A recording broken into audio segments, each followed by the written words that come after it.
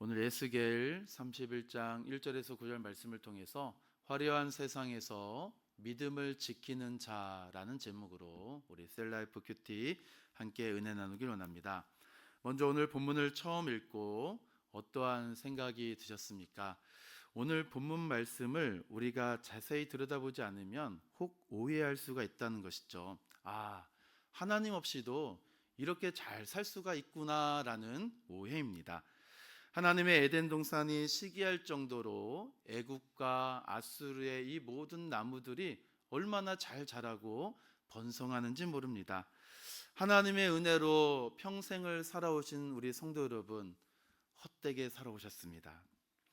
한결같은 신앙 괜찮은 것인가 라는 의심이 들 정도로 오늘 본문을 우리가 앞뒤 정황을 이해하지 않고 그냥 본문만 딱 잘라 보게 되면 이러한 오해 얼마든지 할 수가 있다는 것이죠.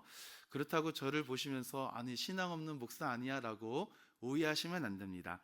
본문의 앞뒤 정황이 그렇지 않기 때문에 오늘 본문에만 집중하다 보면 하나님 없이도 이렇게 잘 살 수가 있구나, 내 신앙 괜찮은 것인가 라는 의심을 가질 수 있기 때문입니다. 그래서 오늘 본문에 나타나는 인물, 사건, 장소가 오늘 본문에 어떠한 영향을 미치고 또 어떠한 관계를 맺고 있는가가 참 중요한 것이죠.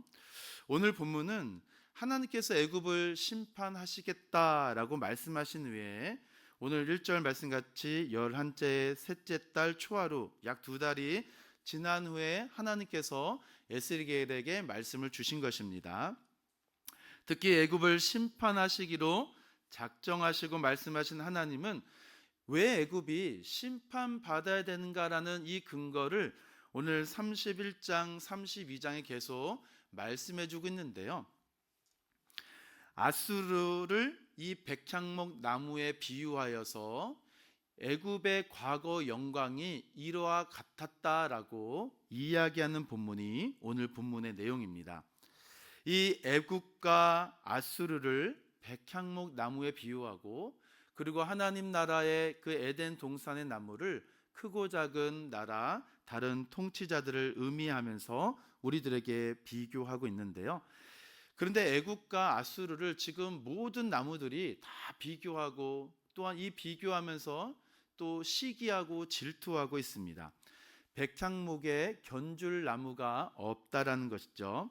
당시 아수르와 애굽은 이 다른 나라들과 비교할 수 없을 정도로 막강한 힘과 권세와 영광을 가졌던 나라가 아수르와 애굽이었습니다. 그렇기 때문에 시기와 질투의 대상이었죠. 한마디로 애굽과 아수르는 이 세상 나라의 이 권세의 정점에 있었던 나라들이었습니다. 그런데 오늘 2절부터 8절까지 언급된 이 백향목의 뛰어난 자태와 큰 키가 상징하는 아수르와 애굽의 이 위용과 풍요와 모든 이 번성을 누가 허락하셨는가라는 질문이죠. 하나님께서 조성하셨음에도 불구하고 이들은 하나님께서 이렇게 물을 대주시고 또 이 나무들이 잘 자랄 수 있도록 풍요를 주신 이 모든 것을 알지 못했다라는 것입니다. 그러므로 애굽의 심판을 통해서 자연스럽게 우리는 무엇을 발견할 수 있을까요? 하나님께서 이 천지를 창조하신 하나님 아버지, 온 세상을 다스리시는 주권자, 주인, 통치자 되심을 우리가 다시 한번 성경 말씀을 통하여 자연스럽게 알게 되는 것입니다. 이것은 아수르의 멸망과 대비되는 이 애굽의 과거가 아수르와 같은 영광스러운 이 백향목 향기와 같은 위엄과 풍요와 권세와 영화를 가졌다라는 것, 이것을 오늘 하나님께서 지적하심을 통하여서 앞서 30장에서 계속 흘러오는 애굽을 하나님께서 심판하시겠다라는 이 말씀을 우리들에게 허락하시는 것이죠. 그래서 오늘 본문에 나타난 하나님은 어떤 하나님이 되실까요? 하나님을 잊은 세상, 하나님의 자리까지 차지하고자 하는 위엄과 영광은 반드시 심판받는 공의로우신 하나님을 우리가 오늘 본문을 통하여 보게 되는 것입니다. 그러면 이러한 관점을 통하여 우리는 오늘 본문을 어떻게 우리의 삶 속에 적용해 볼 수 있을까요? 처음에 말씀드린 것처럼 우리가 이 본문을 너무 본문에만 집중하면 하나님 없는 세상 이렇게 오해할 수 있는 것이죠. 하나님을 믿지 않아도, 하나님 없어도 세상은 여전히 잘 살고 있구나, 세상은 여전히 잘 돌아가고 있구나, 하나님 없이도 아수르와 애국 같은 이 악은 여전히 성황하고 있구나, 성공하고 있구나 라는 이 세상 속에서 나는 과연 이 믿음 생활 잘하고 있는 것인가? 이 믿음 생활 계속해서 해도 되는 것일까라는 의심을 갖게 된다라는 것입니다. 왜요? 에덴 동산의 나무들조차 지금 애국과 아수르의 이 백향목을 부러워하고 시기하고 있기 때문에 그렇습니다. 그런데 이 하나님 없이도 잘 되는 세상, 어찌 보면 이 악인과 같은 사람들, 이 악인과 같은 이 세상, 이러한 것이 잘 풀리는 것을 보면서도 그나마 우리 신앙인들이 스스로 위안을 얻는 법이 있습니다.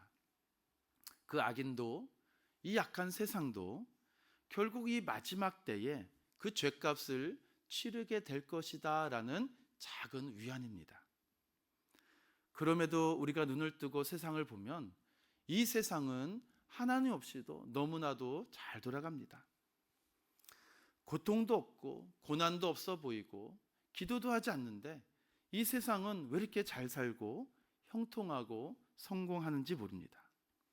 게다가 더 우리를 힘들게 하는 것은 무엇일까요? 이렇게 하나님 없이도 잘 살아가는 세상, 하나님을 부인하고 대적하고 악인의 길을 걸어가면서도 고통도 고난도 없고 오직 형통만 있는 이 세상에 우리 신앙인들도 적지 않게 동조하고 있다는 사실입니다.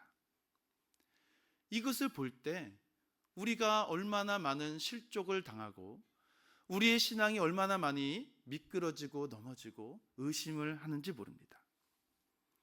이러한 시대 속에서 한결같은 신앙으로 이 새벽을 깨우시며 이 자리에 달려오신 우리 사랑하는 성도 여러분, 악한 세상 속에서 이 믿음의 길을 걷는 것, 믿음의 선한 삶을 살아가는 것, 참으로 헛되다라고 말하는 것이 과하지 않는 세상입니다. 그래서 한결같은 신앙이 헛되게 느껴지는 시대이죠. 하나님을 가까이 하고 믿음으로 나의 인생을 지켜왔던 지난날의 시간, 하나님의 백성으로 예수를 믿고 예수 그리스도의 제자로 살기로 결단하고 평생토록 달려오신 우리 사랑하는 성도 여러분, 이게 다 무슨 소용이 있나며 우리 스스로 이 세상을 바라볼 때 먹먹하기만 합니다. 믿음을 가지고 살면 살수록 이 악한 세대 속에서는 우리의 신앙이 점점 설 곳이 없어 보입니다.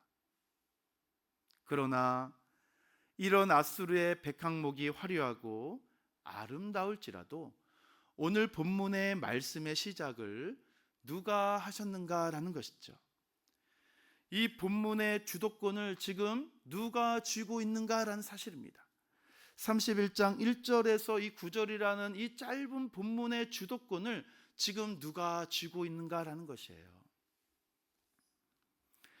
말씀을 붙잡고 말씀에 붙들린 성도도 시기하고 질투할 수 있지만 그럼에도 말씀의 위엄에 온전히 순종하고자 자신의 전 인생을 하나님 말씀 앞에 올려놓고 그 말씀에 사로잡혀 한평생 한결같은 신앙으로 달려오신 사랑하는 성도 여러분, 말씀에 온전히 순종하고 어떤 환경과 상황 속에서도 흔들리지 아니하고 하나님의 말씀에 전 인생을 건 한 사람, 하나님이 지금 주목하고 있다는 사실입니다.